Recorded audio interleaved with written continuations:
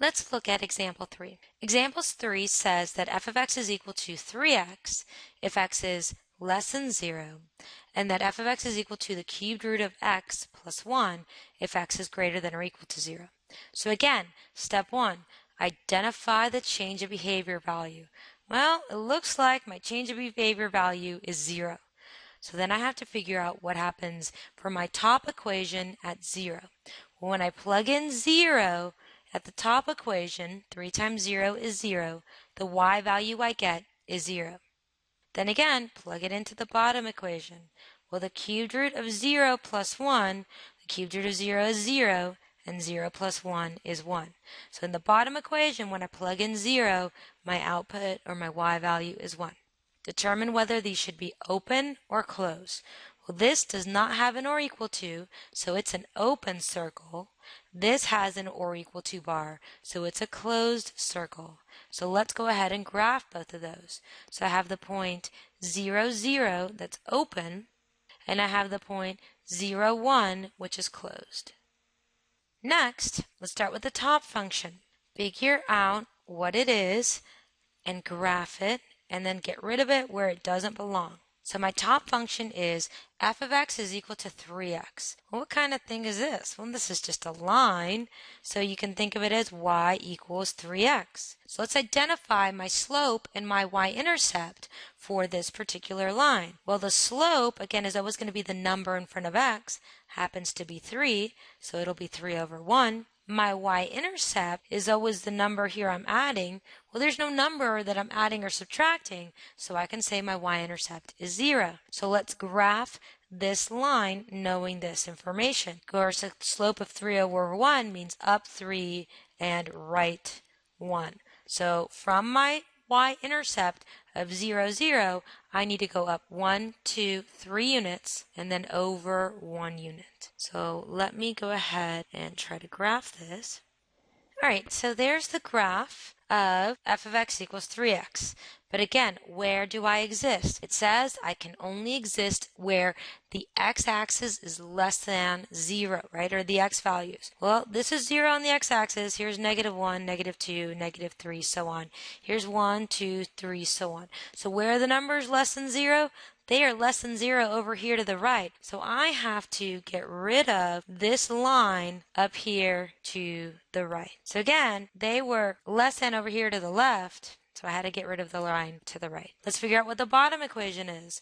The bottom equation is f of x is equal to the cubed root of x plus 1. Well, this is one of those basic shape transformation things that we learned before, so I have to figure out what this is. Well, the cubed root of x looked like that stretched out s, and its key points went in opposite direction. Let's find our transformation. Do I have a horizontal shift? Nope, there's no number under here under the radical with x. Do I have a vertical shift? Yes, I do. My vertical shift is up 1. So that means that my vertex is going to be 0, 1. Do I have a compression stretch? Is there a number I'm multiplying out here? Nope, there isn't, so I can just write 1. So using this information, let's go ahead and graph f of x equals the cubed root of x plus 1. Alright, so again, first thing is I plot my vertex. Well, my vertex is on here, so then I need to use the compression stretch to find my key points. Now remember, for that one, I need to go up and right. So from here, I go up and right. And then I have to do the complete opposite thing, which is from that vertex again, go down and left. Right, make this look like a stretched out S. But where does it exist? Because we're not done. Where do I exist? I only exist at values that are greater than or equal to 0. Well, is that to the left of 0 or to the right of 0? Well, those are to the right of 0, so everything over here to the left, I have to erase. Again, we got to know that to the left, I'm this line down here. So to the left, I'm this, and to the right, I'm the other line.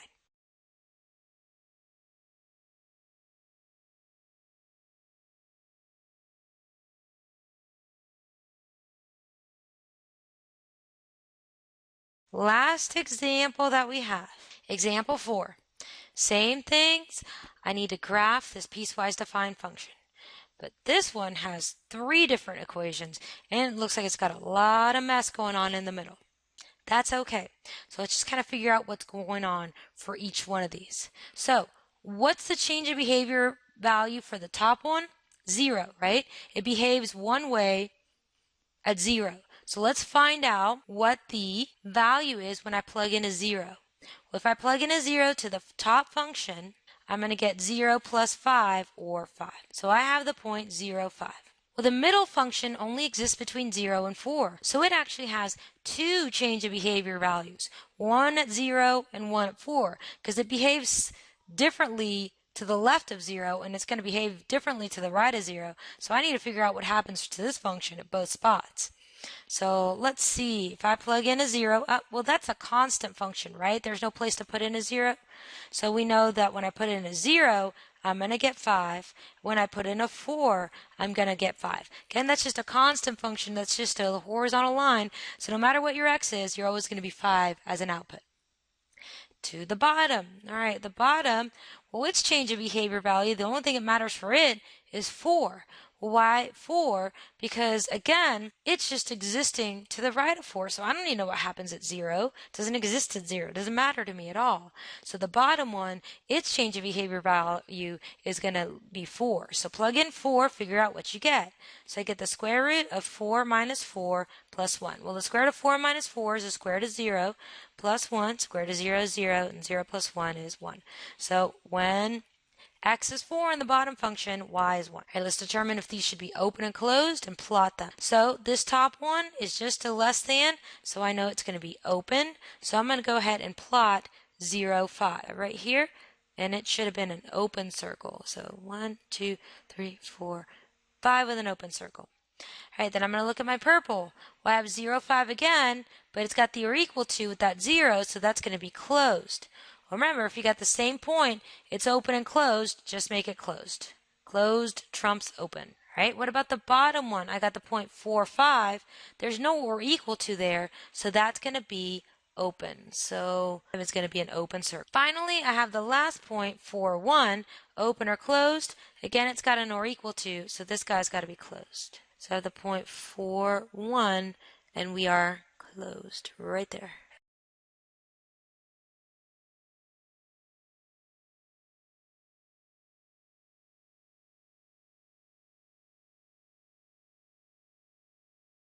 I have all my dots on. Now it's time to graph these lines. Again, let's look at the top. Well, what's the top equation? The top one is f of x is equal to negative 2x plus 5. Well, what is this? Again, this is a line, so think of it as y equals negative 2x plus 5. What's the slope of my line? M is negative 2 over 1. What's the y-intercept? It's 5. So let's graph it using slope and y-intercept. So I start with going to my y-intercept of 5, this dot. My slope tells me I need to go down 2 and then right 1. So from this point, I'm going to go down 1, 2 units and then right 1. All right, so there we are. We made our line. Okay, but I'm not done. Where do I exist? I only exist to the left of 0. So again, here's 0 on the x-axis. Here's negative 1, negative 2, here's 1 and 2. Well, where are the numbers that are less than 0? Well, those numbers are over here to the left, so I have to erase this blue line everywhere on the right-hand side, because it only exists to the left of 0. So it's only existing over here. Great. What about the next one? Well, the middle one here is f of x is equal to 5. Again, this is my middle function. Well, f of x is equal to 5. That's just a horizontal line at y equal 5. So if I draw a horizontal line at 5, I'm going to look like this. But is that right? No, because where does it exist? It only exists between the x values of 0 and 4. So here's 0 on my x-axis, 1, 2, 3, 4. So I only exist in between those two numbers. I don't exist to the left of 0. That's the blue line. So I need to erase the purple there because it doesn't exist there. And I don't exist to the right of 4 because that's going to end up being my red line. So the only place that I exist for the middle function is between 0 and 4. So I can only draw that horizontal line there between 0 and 4. All right, let's look at the bottom function and then we're all done. Well, the bottom function is my f of x is equal to the square root of x minus 4 plus 1. Well, that's one of those basic shapes that I need to have memorized. Square root function, what did that look like? That's half of a sideways parabola, and it's got one key point. Well, let's figure out what my horizontal shift is if I have one. Horizontal shift, is there a number here with x? Yeah, there is a number here with x. It's -4. Remember, your horizontal shifts are always opposite your intuition, so a -4 means that you're going right 4. So I'm going to be going right 4. Do I have a vertical shift? I do. I have a +1. Well, that tells me I need to go up 1. So the new vertex for this guy is going to be 4, 1. Well, do I have a compression stretch? Is there a number that I'm multiplying this function by? Is there a number out here? There isn't, so I can just write 1. And again, that's going to help me find my key point. So the first thing I needed to do was plot my vertex. So my vertex was 4, 1. It's already plotted. Great.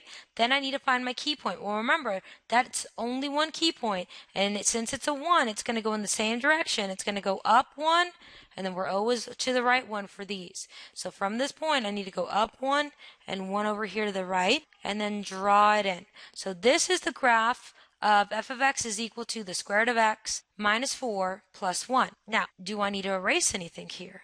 Well, this one only exists to the right of 4, or where x is greater than or equal to 4, but the way that the square root function is anyway, that's all I could have drawn anyway. So I have nothing to erase here, because if you look, this red line's only going to the right of 4 on the x-axis. So these blue, purple, and red lines make up this piecewise defined function. That's it for this section on piecewise defined functions.